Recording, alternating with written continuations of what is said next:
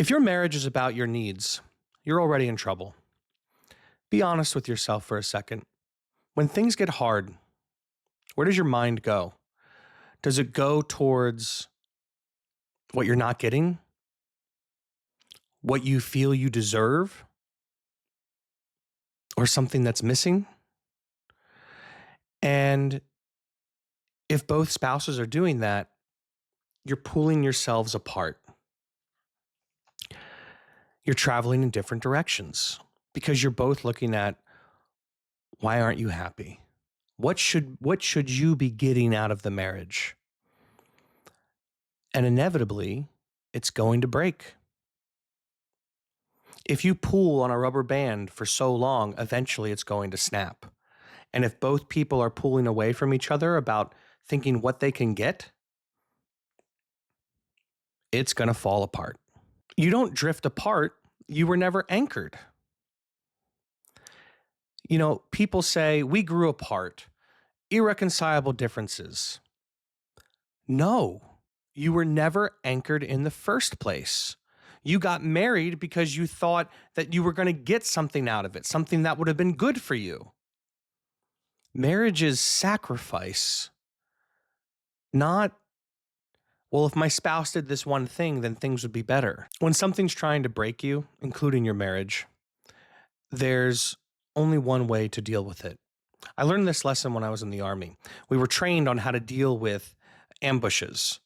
And we put this training into action when we deployed overseas.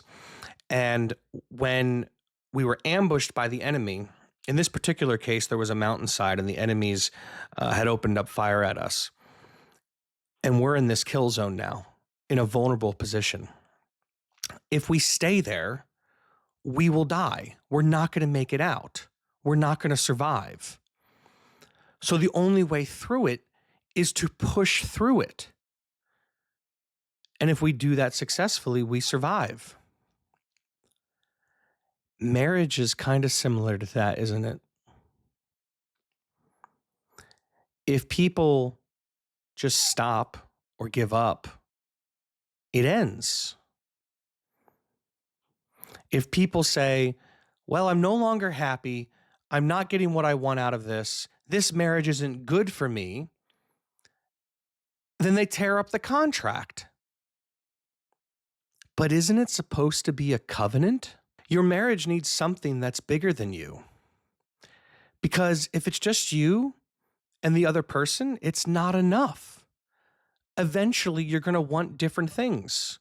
The things that you wanted, your goals in life, were different 5 and 10 years ago. And in 5 or 10 years from now, they're going to be different. So it's changing all the time. So if you're just thinking, well, what am I getting out of this and how is this making me happy? It's an impossible standard. The good news is that the Bible answers this question for us. And we can find the answer in Ecclesiastes 4:12, which says, though one may be overpowered, two can defend themselves. A cord of 3 strands is not quickly broken. Well, what the heck does that mean? Well, it's talking about a rope. So if you had a rope that was just a single strand or a single fiber, it's not that strong of a rope. It could break easily.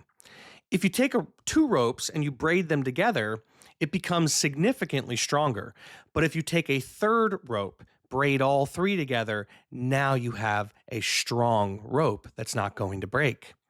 So 1 strand, the husband, 2nd strand, the wife. Who's the 3rd strand here? Well, the answer is Jesus Christ. He's the 3rd strand. He should be in the center of your marriage. He's the 3rd rope, which creates strength so that that rope or your marriage will outlast anything that's trying to break it. And now you've gone from a cultural contract of marriage to a lifelong covenant that cannot be broken. And now you know that just like with that ambush, the only way through it is through it. There is no off-ramp. You can't just exit the marriage. Christ is at the center. That's what makes the marriage strong. A good way to think about this is like a triangle, okay? And if you have on each base of the triangle, you have the husband and you have the wife. And the problem is when it's just the husband and the wife, they're pulling apart always. It's a game of tug of war. But if Christ is at the center and each person moves towards Christ, think of a triangle. Instead of pulling apart, if they're moving towards Christ, they grow together. So the closer they move to Christ, the more and more they grow together. And now, when the storms come that try to break you, because Christ is at the center of your marriage, you're going to get through it. And you're not going to exit and rip up the contract.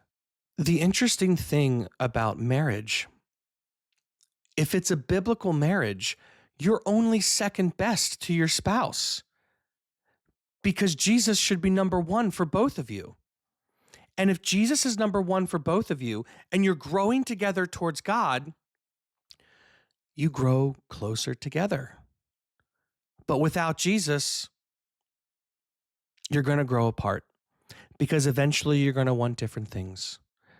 And okay, maybe today you're happy, but one day you're not. And one day you're going to say to yourself, why isn't my spouse doing this? If they did this one thing, we would be happy. I just wish that they would do this. As opposed to surrendering to Christ, move towards Christ, which moves you closer to your spouse. It requires both people. The husband and the wife both have to do this for it to work, which is why it's so important that if you're married or when you're looking to get married, that your spouse is putting Christ first. Because if they're not putting Christ first, they're putting something else first. And what do you trust more, Christ or the world? If your marriage is built on you, it's going to break. But if it's built on Christ, you can get through anything. So if you're single and you're looking to get married, make sure that your spouse is following Christ first. If you're already married and you feel that one of you in the relationship is not putting Christ first, encourage them to do so. You know, studies show that couples that pray together stay together. Studies show this. When couples are praying together regularly, it saves their marriage from divorce. That's the one thing, the one factor that keeps people together is if they're praying together. Why? Because they're following Christ first, which brings them closer together. That's it. That's the secret. That's the secret to marriage. Pursue Christ first and encourage your spouse to pursue Christ as well. All glory be to God. Like, follow, and subscribe for more content like this.